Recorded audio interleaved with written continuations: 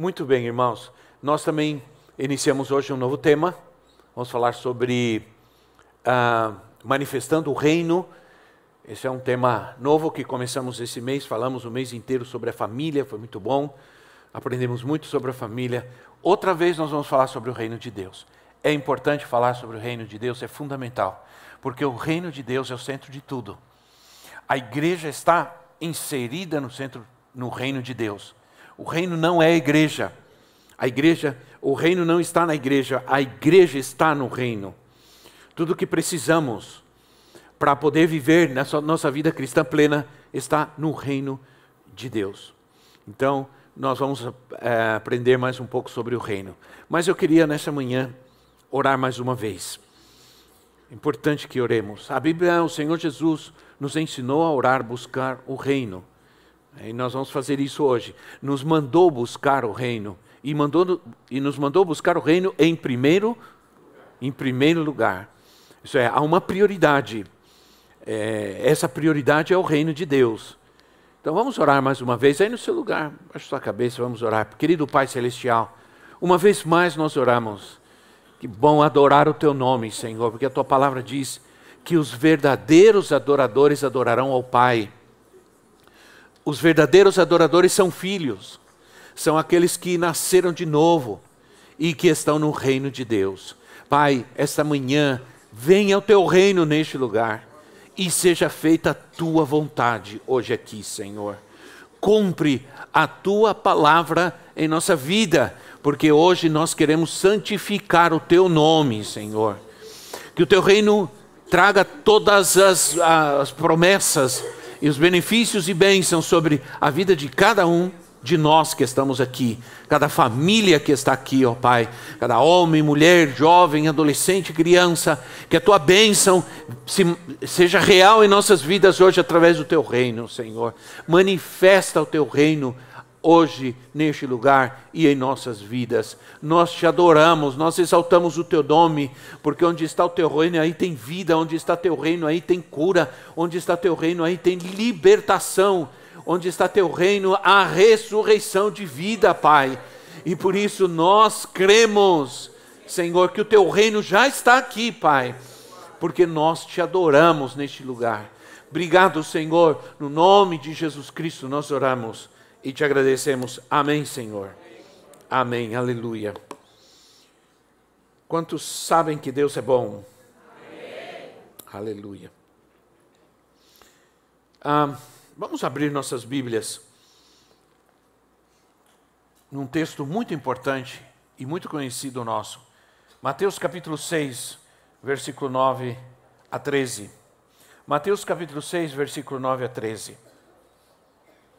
Diz assim, a palavra de Deus. Vocês orem assim: Pai nosso que estás nos céus, santificado seja o Teu nome.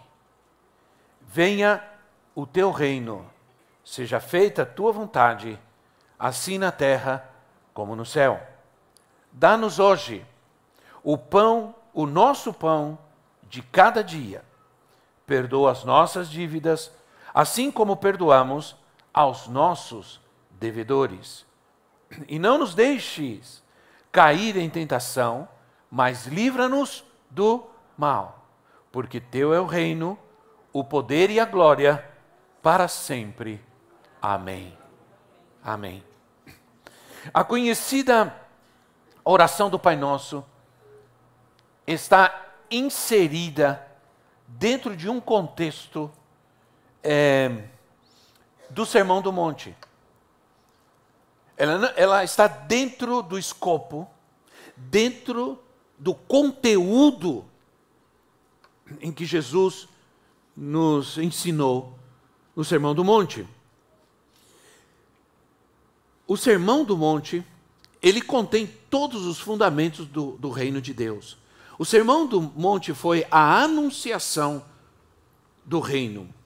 No Sermão do Monte, nós encontramos, na primeira parte do Sermão do Monte, nós encontramos a natureza do reino, a natureza do reino de Deus. E na segunda parte do Sermão do Monte, nós encontramos a influência do reino, a natureza do reino e a influência do reino.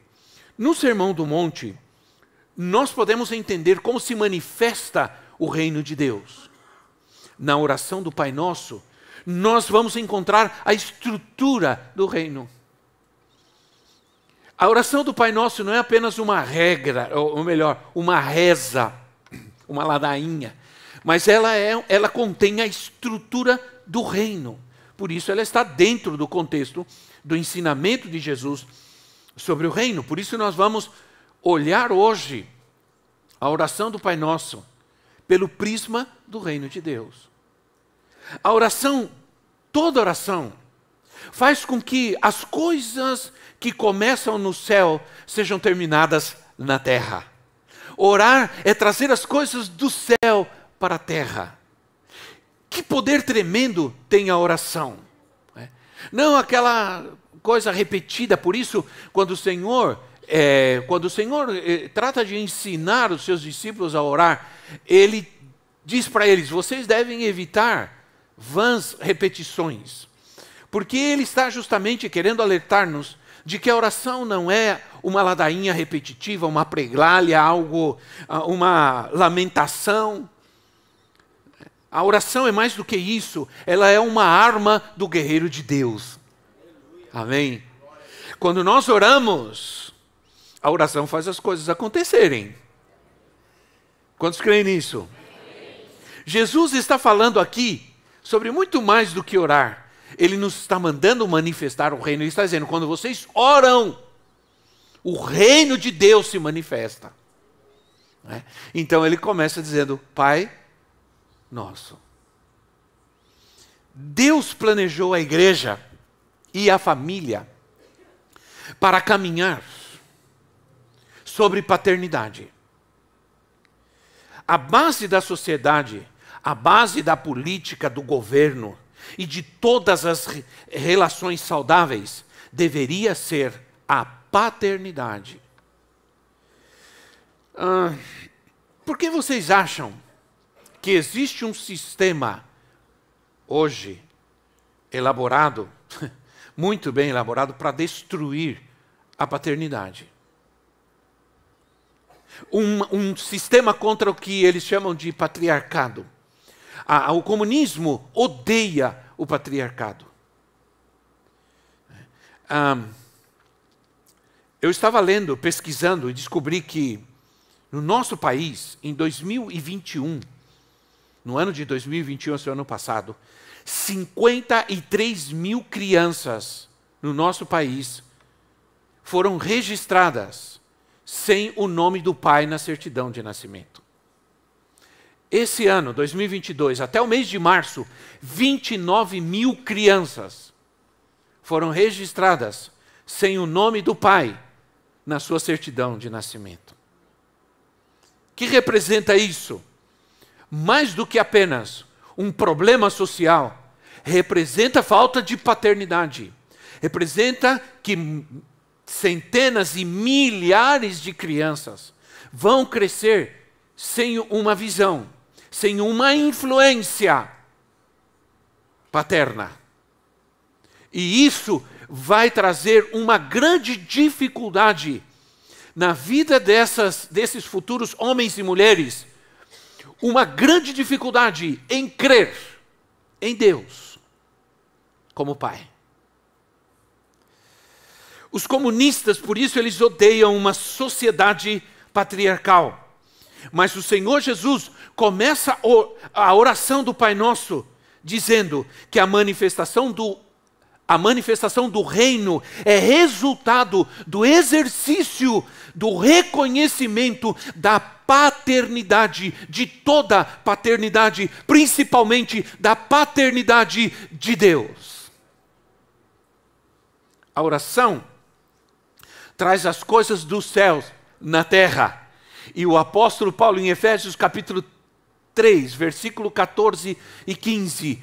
Efésios 3, 14 e 15, ele diz assim: por essa razão, ajoelho-me diante do Pai, do qual recebe o nome toda a família nos céus e na terra. Isso é, há uma família no céu e há uma família na terra. E há uma paternidade no céu e há uma paternidade na terra. Não podemos entrar no reino de Deus se nós não somos filhos. Jesus disse que para entrar no reino de Deus eu preciso nascer de novo. E ao nascer de novo eu me torno filho de Deus. Então, para fazer parte do reino de Deus eu preciso ser filho. Eu posso ir a uma igreja, eu posso frequentar uma religião e não ser filho de Deus. Entende? Há muita gente, talvez que esteja na igreja, talvez muita, não sei. Tem gente na igreja, frequentando uma igreja que não nasceu de novo. Então não está no reino. Não podemos entrar no reino se não nascemos de novo. E quem nasce de novo é filho. Esse entra no reino, é filho do Pai amado, é filho do cuidadoso Pai amoroso, nós manifestamos o reino quando nós vivemos nessa terra como verdadeiros filhos de Deus. Nós honramos a Deus vivendo como filhos, como verdadeiros filhos.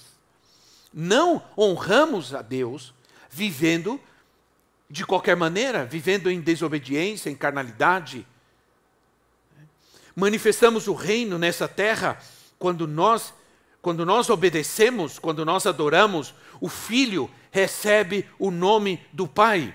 Assim como Jesus recebeu o nome do Pai. A Bíblia diz que ele recebeu um nome que é sobre todo nome.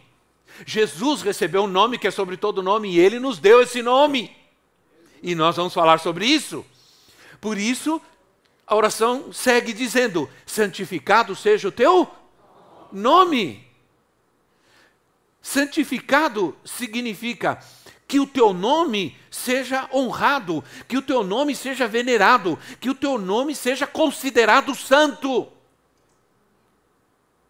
Quer dizer que a bondade de Deus e a sua santidade seja manifesta, ou seja manifestada entre os homens, ou se manifeste entre os homens, quando eu manifesto o reino na terra.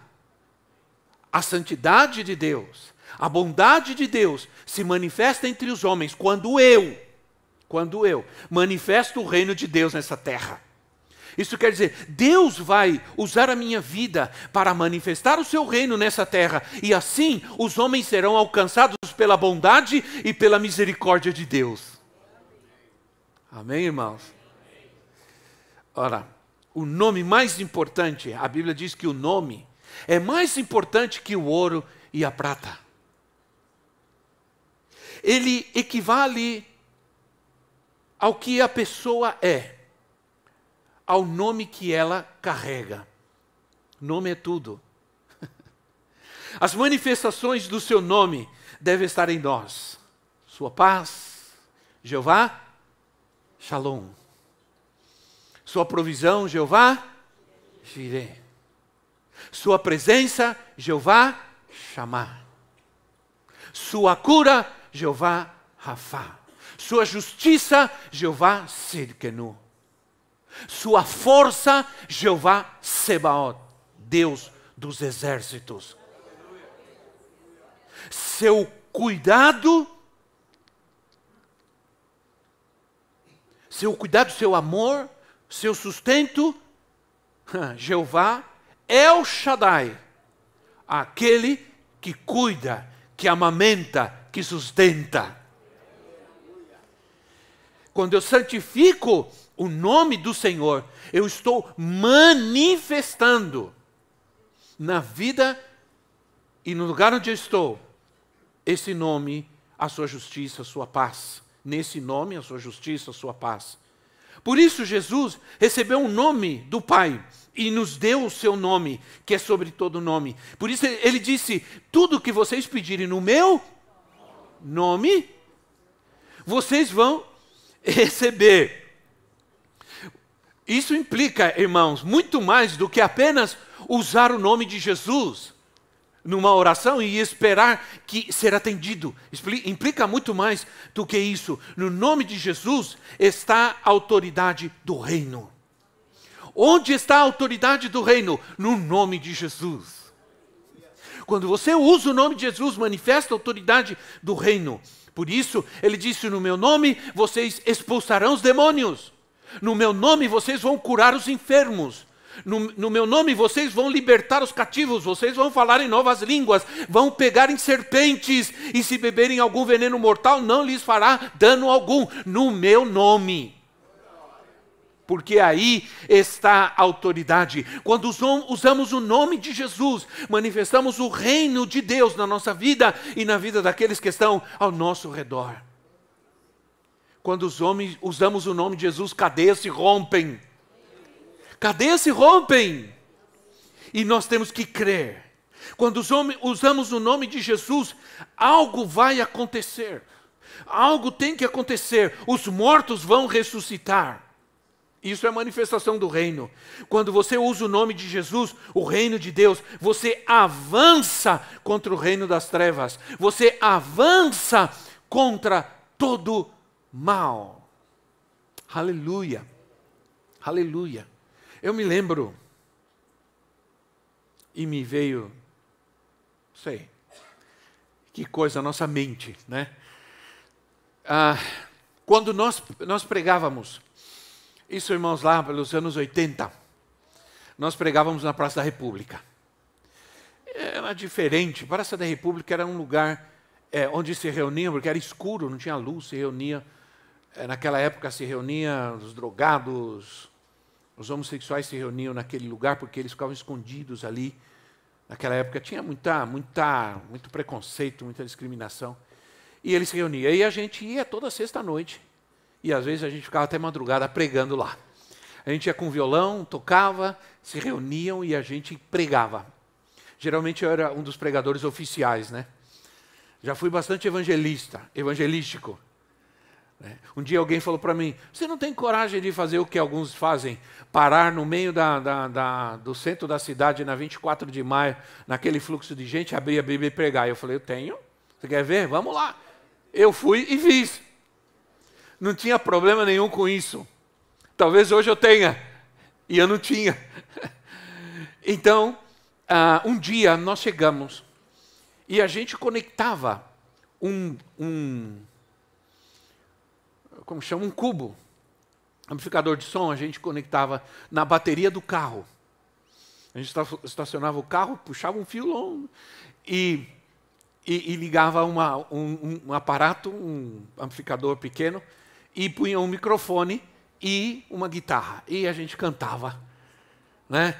A gente cantava alguns cânticos que eu nem me lembro, nem sei, meu Deus, era tão antigo que era, né? E aí juntava muita gente. Só que naquele dia a gente começou a ter muitos problemas. Muitos problemas. Não funcionava o som. Não funcionava. Foi tocar a guitarra, quebrou a corda. Não funcionava nada. A gente começou a ter problema. Veio a polícia, queria tirar a gente de lá. Eu falei, o que está acontecendo aqui? Aí, enquanto a gente estava tentando arrumar o equipamento, e por que eu estou contando isso para vocês? Porque quando a gente estava tentando arrumar o equipamento, a gente estava agachado assim, passou um homem, eu nunca me esqueço disso, que eu nunca consegui ver essa pessoa, nem enxergar ou ver para onde foi. Essa pessoa abaixou e falou assim, olha, eu não vou vir hoje aqui, mas já mandei meu secretário. E foi embora. Aí nós olhamos e falei, quem? Alguém diz assim, eu não vou vir aqui hoje, mas já mandei meu secretário. Aí eu parei e entendi. Entendi. Secretário, em nome de Jesus, sai daqui agora. Seja você quem for. Eu entendi que o diabo estava dizendo, eu não vou estar aí hoje pessoalmente, mas eu vou mandar o meu secretário. Isso nos fala do reino. Isso nos mostra o reino das trevas agindo contra o reino de Deus. Isso é uma realidade. Jesus falou sobre isso. Quando você manifesta o reino, quando você pede o reino, você está avançando contra o reino das trevas. Aquele dia, aí resolveu tudo. Resolveu tudo. Aí foi um tempo maravilhoso. A gente pregou a palavra, alguns se converteram. Quando a gente foi orar, se manifestou um demônio violento em um homem. Em um homem. E aí a gente tinha ali uma banca de jornal. Uma banca de jornal que tinha uma coberturinha. A gente levava todos os endemoniados ali. Né? Aí a gente começou a orar e batia na banca. E sai em nome de Jesus. Aí veio um policial. O policial veio. Parou assim do meu lado, olhou. O que está acontecendo aqui? Aí eu disse, olha, não sei se o senhor acredita ou não, mas é um demônio. Aí ele, tá bom. Foi embora. Arregalou os olhos e foi embora. Eu falei, não sei se o senhor acredita não, mas é demônio. Ele virou e foi embora correndo, não apareceu mais. Nós precisamos entender que nós estamos vivendo uma guerra entre dois reinos. O reino de Deus e o reino das trevas. Nós não podemos ignorar essa batalha e essa guerra, porque nela nós devemos ser guerreiros de Deus. E guerreiros de Deus são aqueles que manifestam o reino dele nessa terra. Aí o Senhor disse assim, venha a nós o teu reino. Aí Ele nos manda pedir o reino. Essa é a primeira petição que nós devemos fazer, porque essa é a prioridade em que devemos viver. A prioridade é buscar o reino. No versículo 38 deste mesmo capítulo, Jesus disse que devemos buscar em primeiro lugar o reino de Deus e a sua justiça. Esse versículo, versículo 33, perdão. Ele tem duas partes. Uma é uma promessa. Uma é uma ordem, outra é uma promessa. Buscar em primeiro lugar o reino de Deus e a sua justiça e todas as coisas lhe serão acrescentadas. Há uma ordem e uma promessa. Isso quer dizer que buscar o reino de Deus, eu vou falar sobre isso ainda, traz provisão em nossa vida. Esse versículo é poderoso, porque ele contém uma ordem que traz uma promessa, que libera uma promessa do reino para nós, porque toda a nossa provisão está no reino. O reino tem que ser buscado, o reino tem que ser pedido. Essa é a primeira petição que fazemos quando oramos.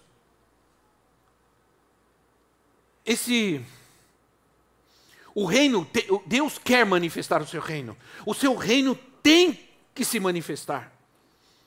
E quando eu uso o nome de Jesus, quando nós clamamos pelo nome de Jesus, nós estamos manifestando o reino de Deus.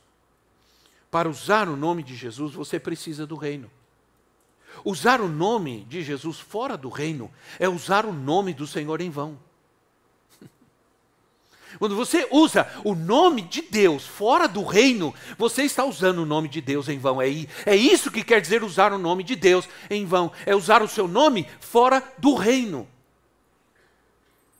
É preciso que Ele esteja governando a minha vida para que eu use o seu nome com autoridade. Para que o nome de Jesus tenha autoridade na minha vida, eu preciso que Ele esteja governando a minha vida fora do reino. Não use o nome de Jesus, porque senão você usa o nome dele em vão. Precisamos orar para que venha o reino de Deus. Venha teu reino na minha casa, Senhor.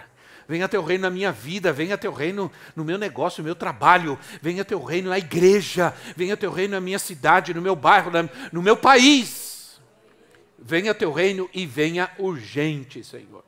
Porque o reino das trevas é um reino de confusão, de miséria, de morte, de desgraça. O exercício da oração faz a prioridade, faz o reino ser uma prioridade cada dia na minha vida. Vou repetir. O exercício da oração faz o reino de Deus ser uma prioridade de cada dia na minha vida. Amém? Aí o Senhor segue. Seja feita a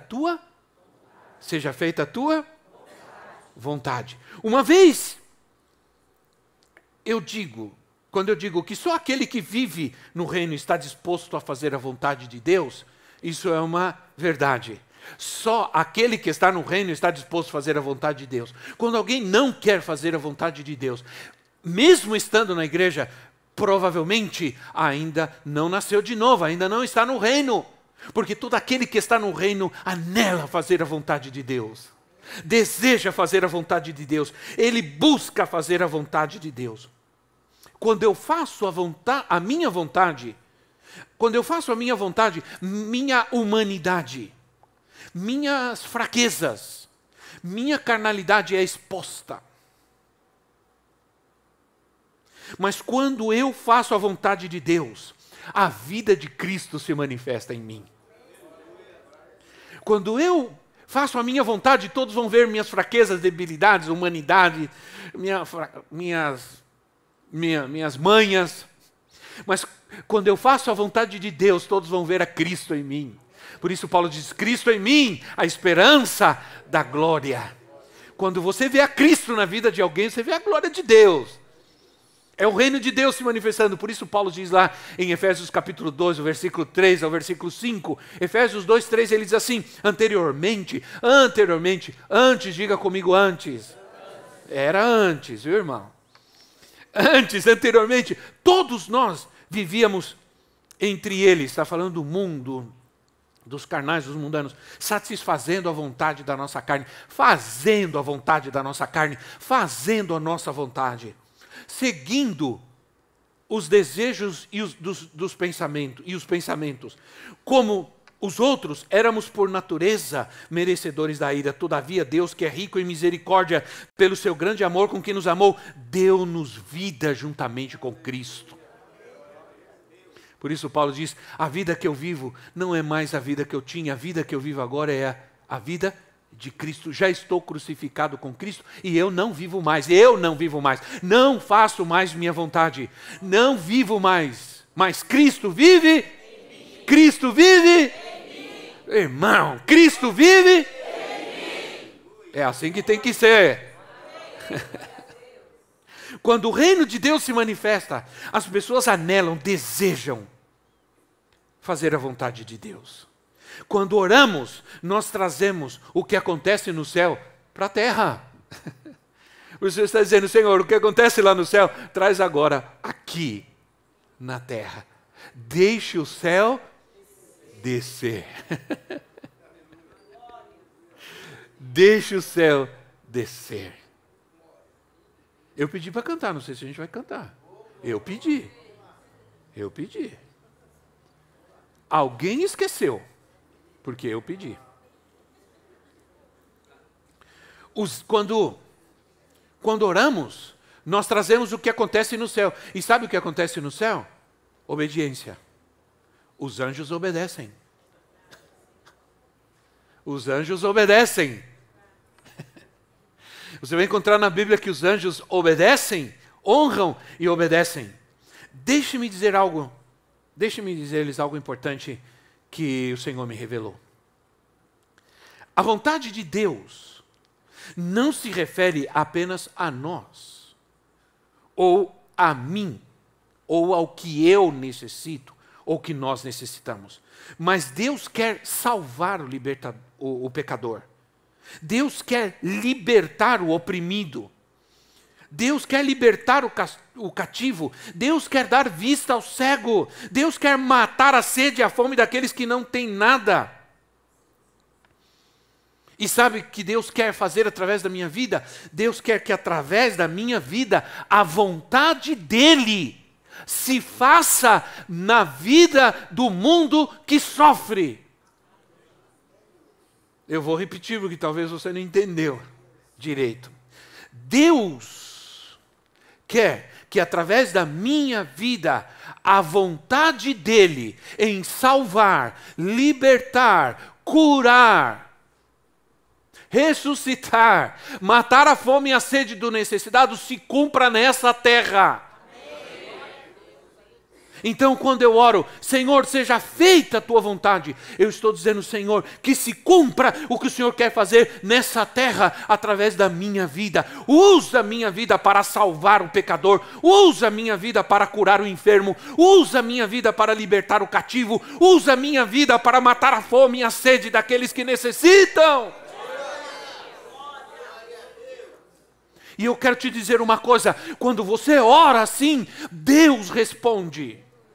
Deus responde. Quando nós oramos pelo doente, quando nós suprimos o necessitado, nós estamos manifestando o reino. Aí nós vamos, porque eu tenho caminho. Eu não vou terminar, eu vou seguir, vou fazer uma série, vou seguir a oração do Pai Nosso no outro domingo. Porque não vai dar. O pão nosso de cada dia. Vejam como Deus nos revela coisas novas. Quando você vê que o Senhor nos ensina a viver a vida do reino, do que Ele está falando? Quando você busca o Senhor por suas necessidades, sabe onde está a tua provisão? Está no reino. Tem gente que pensa que a sua provisão está na igreja. Não está na igreja. A sua provisão está no... Embora a igreja seja um instrumento de Deus para a provisão daquele que necessita, a provisão de Deus, inclusive a provisão que Deus dá à igreja, está no reino. Está no reino. Então, quando eu digo, venha a nós o teu reino, eu estou pedindo toda a provisão que está no reino para nós, para a igreja, para o povo.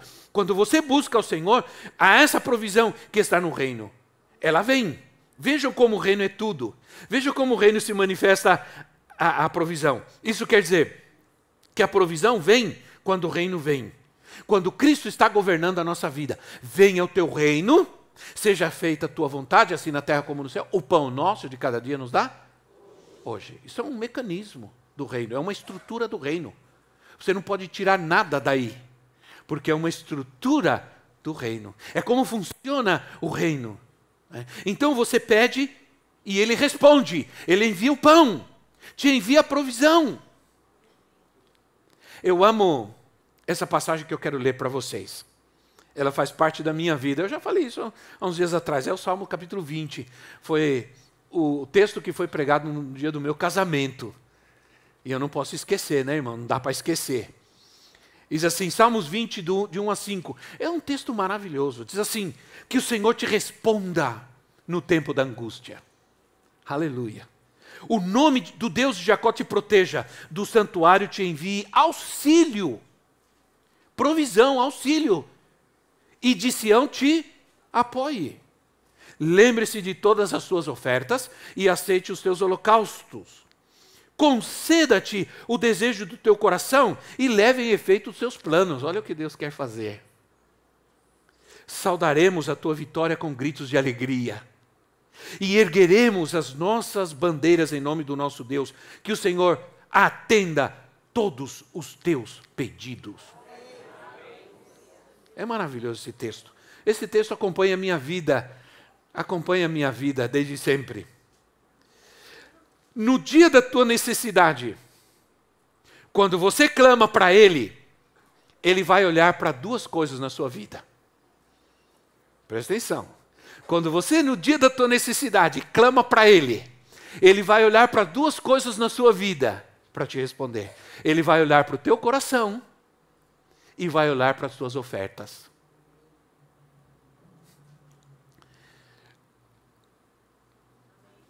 Ninguém fala nada. Ele vai olhar para teu coração e para as tuas ofertas, porque Ele diz assim, lembre-se de todas as suas ofertas e dos seus holocaustos. No reino, o dia começa com confiança, não com ansiedade. Vou repetir, no reino de Deus o dia começa com confiança, não com ansiedade. Por isso o pão é para cada dia. Para que não haja ansiedade cada dia. Que adianta eu me preocupar com o mês que vem? Não adianta nada, porque por mais que eu me preocupe, disse o Senhor, eu não vou conseguir aumentar 1 centímetro na minha altura, embora 1 centímetro para alguns seria já muita coisa. Mas então eu vou dizer assim, que por mais que a gente se preocupe, a gente não vai aumentar um fio de cabelo na nossa cabeça, porque para alguns não vai adiantar nada. Na verdade, irmãos, de que adianta se preocupar? De que adianta se preocupar? Então o pão é para cada dia, porque cada dia traz sua própria angústia, cada dia traz os seus problemas, mas quando a gente levanta e diz, venha teu reino hoje, Senhor, na minha vida, já me levanto com confiança, e não há ansiedade, porque Ele cuida de nós. Quantos creem nisso, irmãos? Quantos se alegram com isso, meu povo? Aleluia. Então, pão tem a ver com as coisas que dizem respeito à vida, comida, as coisas materiais, como também tem a ver com o pão espiritual. Hoje nós temos provisão do pão espiritual através da palavra, através da ceia do Senhor. Eu estava lendo João capítulo 6, agora mesmo, estava lendo João capítulo 6, quando Jesus disse, eu sou o pão que desceu do céu, aquele que de mim se alimenta, aquele que comer desse pão e beber desse sangue viverá por mim, eu estarei nele. Isso são promessas, isso é provisão de alimento espiritual, assim como o maná quando veio no deserto. Né? Então, através da palavra, quantos creem que através da palavra, o Senhor nos está dando pão? Amém? O Senhor, hoje você vai sair daqui e dizer, comi pão e comi bem. Estou cheio. Né? Quando eu levo pão ao necessitado, isso é uma manifestação do reino.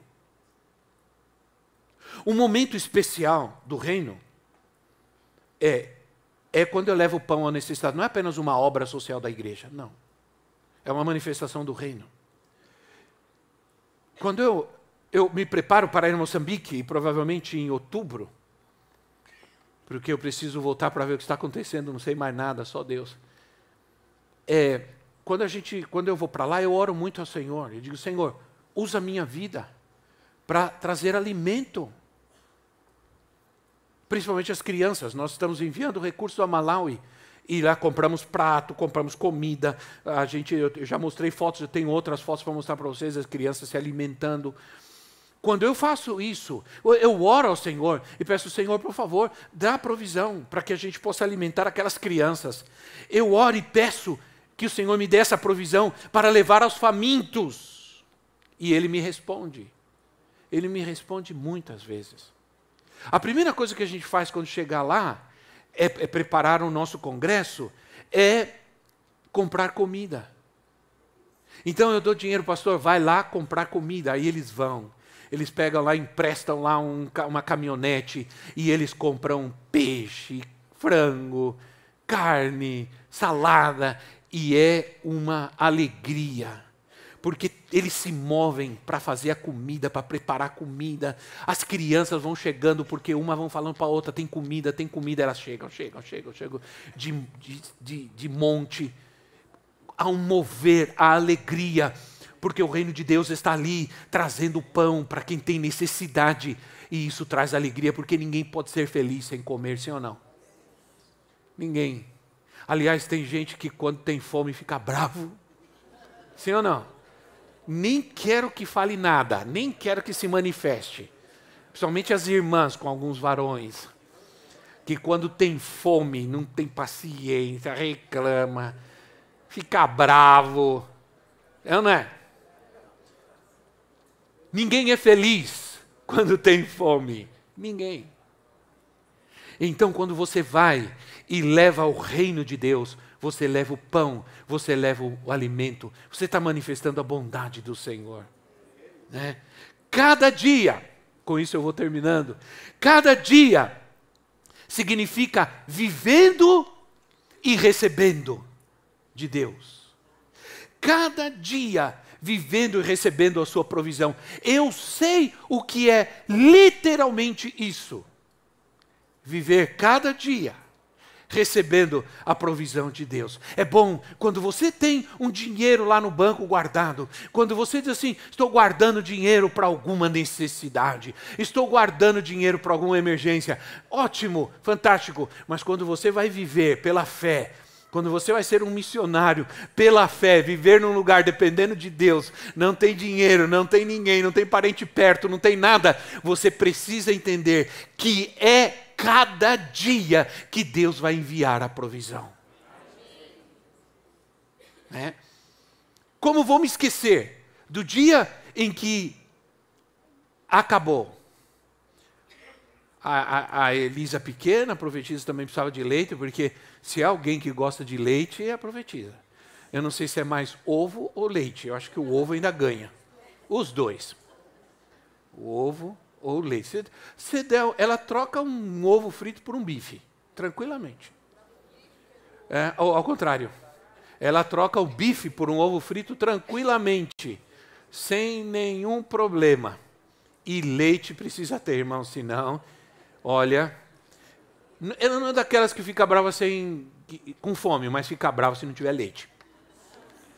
E aí a gente tinha que leite, a gente comprava uma lata de leite grande, porque a nossa filha precisava tomar. A gente não podia tomar leite de Guatemala, porque a gente tomou leite, a gente teve bactérias que não existia mais no Brasil, era bactérias guatemaltecas, né? A gente passou muito mal.